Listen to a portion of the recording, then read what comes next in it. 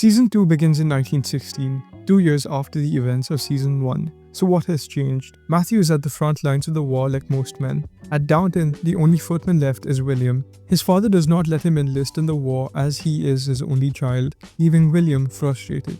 Gwen has been replaced by a new maid, Ethel Parks, who is insufferable. Nobody likes her, always yapping about how she's going to become a star, and she's managed to make herself even more unlikable than O'Brien, which is quite a feat. Sybil keeps on getting news of the death of so many men that she knew and starts feeling useless, seeing these men give up their lives while she sits at home and does nothing. Isabel suggests that she take up nursing to help in the war effort. Edith is also trying to be more useful and takes up driving. With so many men at war, she reckons that this might be a useful skill to have, and Branson starts teaching her.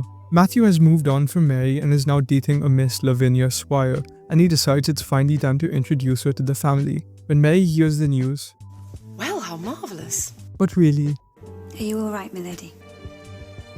Oh, Anna.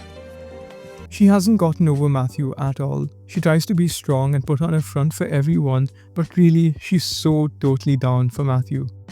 Downstairs, Bates's mom has died and has left him quite a significant amount of money. He tells Anna that he could even get a divorce from his wife now, and he finally proposes to her. But things take a turn when they get a visitor, Vera Bates, Bates's estranged wife. She says she's come to see her husband to discuss some matters with him, but actually more like threaten him. She tells him she had found a job at the Marquis of Flintshire's house and had heard the rumours about Mary and Pamuk. She threatens to expose the Crawleys and accurately figures out that Anna is also involved in the story and threatens to expose her part in all of this.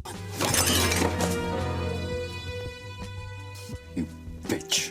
This is the angriest I've seen Bates get so far, and boy does Vera know how to push his button. She tells him that she won't go to the newspapers if Bates quits his job and follows her.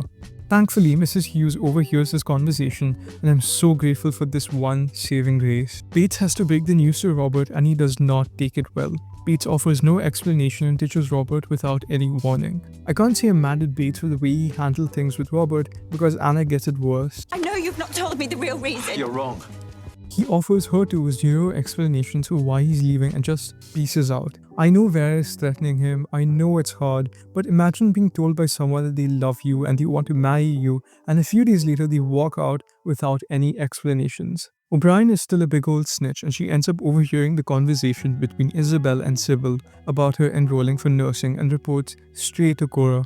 O'Brien has become a lot more protective over Cora in these past 2 years in an attempt to soothe her conscience of what she did. O'Brien also scores a point with the downstairs staff and me after messing with the perpetually annoying Ethel. You're to go up and see her now. Work here. O'Brien isn't a good person, but that does not mean I don't admire the skills she has. Cora is not pleased with Sybil going, but Isabel and Violet support her. Backing up a bit, you know who's a bigger snitch than O'Brien? Carson. When he learns that Sybil is working in the kitchens to learn how to bake a cake as a surprise for her mother, unlike a normal person who'd let a nice little surprise be a surprise, he rats her out to her mom. This instead finally convinces Cora that Sybil is ready and actually has what it takes to work like a normal person and lets her go. It's been a year since Bates left and he's replaced by Henry Lang. I mean, there's something clearly wrong with this guy for sure. But that does not mean Ethel isn't going to throw herself at him. But O'Brien actually takes a liking to him.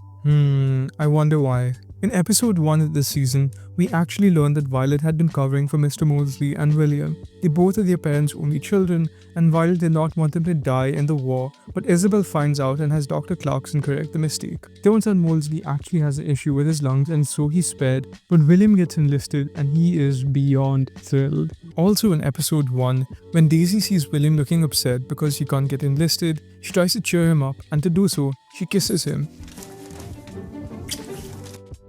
Turns out Daisy doesn't actually want him, but I'm like, why would you kiss someone on the lips if you don't want them? Now that he's going to the war, Mrs. Papper forbids her from breaking things off with him, explaining that he shouldn't be going with a broken heart. Also, I realized it's been a year since she's kissed William, and she wants to tell him now that she's not into him. You had a whole year.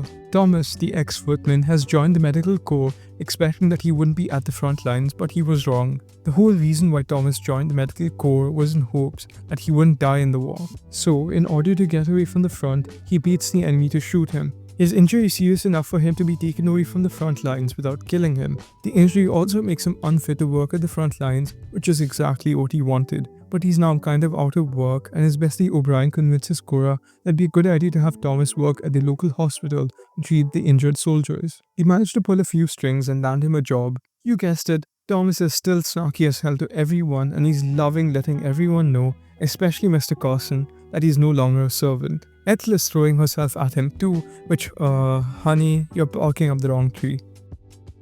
While Mary is still very much in love with Matthew, that does not mean she hasn't tried to move on. She's dating Sir Richard Carlisle, a newspaper proprietor who literally nobody in the family likes. He and Lavinia, Matthew's boo, seem to know each other, but not in a good way. Our uncle and I are old friends. Well, old acquaintances anyway.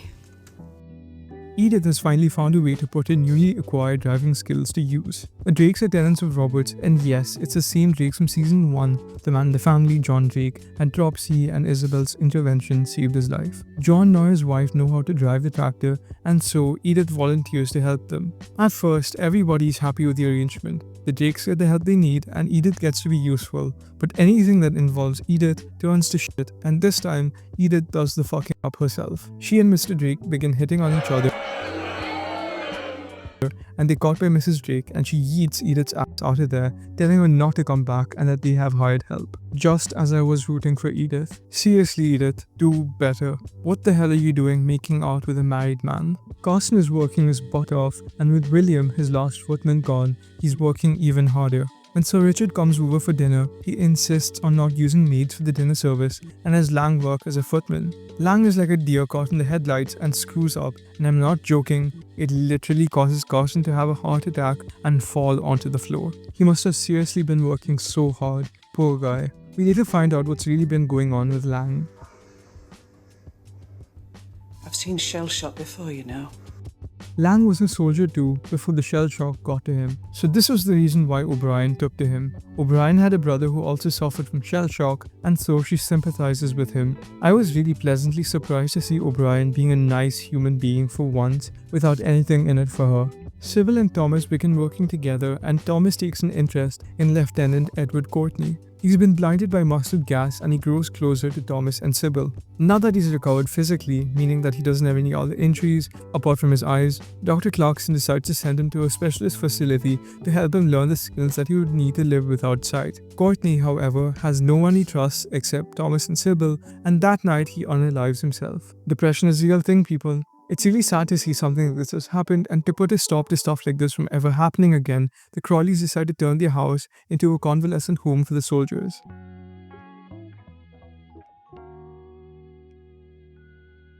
Can I say how much I love the relationship between Mary and Carson? Throughout the first season, Carson is the shoulder which Mary cries on every time. Who comforts Mary when Pamuk dies? Carson. And who comforts her when Matthew ends things between them? Carson. And Mary is happy to do the same for Carson, coming in to check on him and help him out. Also, I wish we could have seen more scenes of Thomas and Sybil working together. It would have been nice to see Thomas as an actual human being for once, and later on it would have contextualized the relationship or their closeness a lot more.